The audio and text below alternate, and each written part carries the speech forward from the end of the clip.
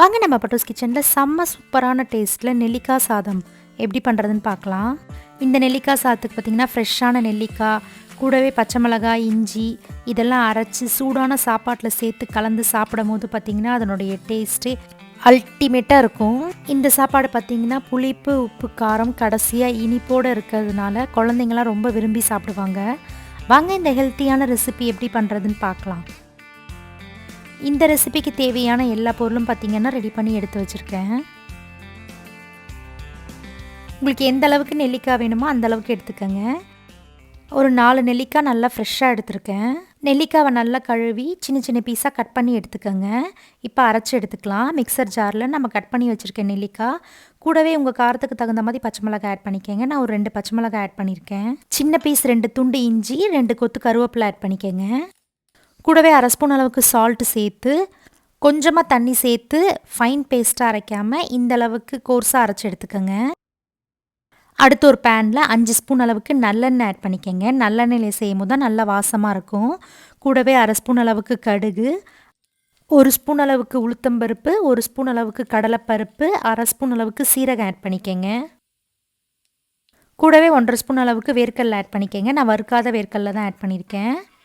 Colour மாறி வந்தோடனே 1/4 spoon அளவுக்கு பெருங்காயத்தூள் ஆட் பண்ணிக்கோங்க. கூடவே 2 கொத்து கருவேப்பிலை சேர்த்து நல்லா கலந்து விட்டுக்கோங்க. இப்போ நம்ம அரைச்சி வச்சுருக்க நெல்லிக்காவை ஆட் பண்ணி எண்ணெயிலே ஒரு 2 to 3 மினிட்ஸ்க்கு நல்லா வதக்கி விட்டுக்கோங்க. 1/2 ஸ்பூன் அளவுக்கு மஞ்சத்தூள் ஆட் பண்ணிக்கோங்க. நெல்லிக்காவோட பச்சை வாசனை போகிறதுக்காக ஜார்லேயே 1/4 டம்ளர் அளவுக்கு தண்ணி அலசி ஆட் பண்ணிக்கோங்க.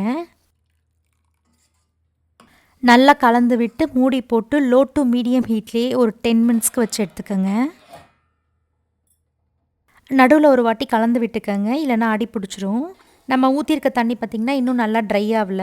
அதனால் ஒரு வாட்டி நல்லா கலந்து விட்டு மூடி போட்டு அகெயின் ஒரு 5 மினிட்ஸ்க்கு லோ ஃப்ளேம்லேயே வச்சு எடுத்துக்கோங்க. 5 மினிட்ஸ் கழித்து பார்த்திங்கன்னா நம்ம ஊற்றின தண்ணியெலாம் நல்லா ட்ரை ஆகி லைட்டாக எண்ணெய் தெளிஞ்சு வந்திருக்கு. இந்த ஸ்டேஜில் நல்லா ஒரு வாட்டி கலந்து விட்டுக்கோங்க. நெல்லிக்காயில் இருக்க தண்ணியெலாம் நல்லா ட்ரை ஆனவுடனே எந்த அளவுக்கு வேணுமோ அந்த அளவுக்கு மட்டும் எடுத்துகிட்டு மீதி இருக்கிறத ஃப்ரிட்ஜில் ஸ்டோர் பண்ணிங்கன்னா 1 வீக் வரைக்கும் வச்சு சாப்பிட்லாம். நான் ரெகுலராக யூஸ் பண்ணுற சாப்பாட்டு அரிசியை தான் உதிரி உதிரியாக வடித்து ஆட் பண்ணியிருக்கேன். பொடியாக கட் பண்ண கொத்தமல்லி ஆட் பண்ணிக்கோங்க. இந்த ஸ்டேஜில் உப்பு பார்த்துட்டு ஆட் பண்ணிக்கோங்க. நான் ஒரு 1/4 ஸ்பூன் அளவுக்கு சால்ட் ஆட் பண்ணியிருக்கேன். எல்லாம் நல்லா ஒன்று சேர்ந்து வர மாதிரி கலந்து எடுத்திங்கன்னா நம்மளுடைய செம சூப்பரான டேஸ்ட்டில் நெல்லிக்காய் சாதம் ரெடி. இந்த சாப்பாட்டில் பார்த்திங்கன்னா புளிப்பு, உப்பு, காரம் சாப்பிட்டு முடித்தோடனே பார்த்திங்கன்னா இனிப்பு டேஸ்ட் இருக்கனால குழந்தைங்க ரொம்ப விரும்பி சாப்பிடுவாங்க. ஆல்ரெடி நம்ம சேனலில் பார்த்திங்கன்னா நெல்லிக்காயில் இம்யூனிட்டி பூஸ்டர் ட்ரிங்க் வீடியோ இருக்குது. கமெண்ட்டில் பின் பண்ணுறேன், தேவைப்படுறவங்க செக் பண்ணிக்கோங்க. நெல்லிக்காயில் நிறைய ஹெல்த் பெனிஃபிட்ஸ் இருக்குது. ஸோ கண்டிப்பாக இந்த ஹெல்த்தியான ரெசிபியை நீங்களும் உங்கள் வீட்டில் ட்ரை பண்ணி பார்த்துட்டு எப்படி இருந்ததுன்னு கமெண்ட் பண்ணுங்கள்.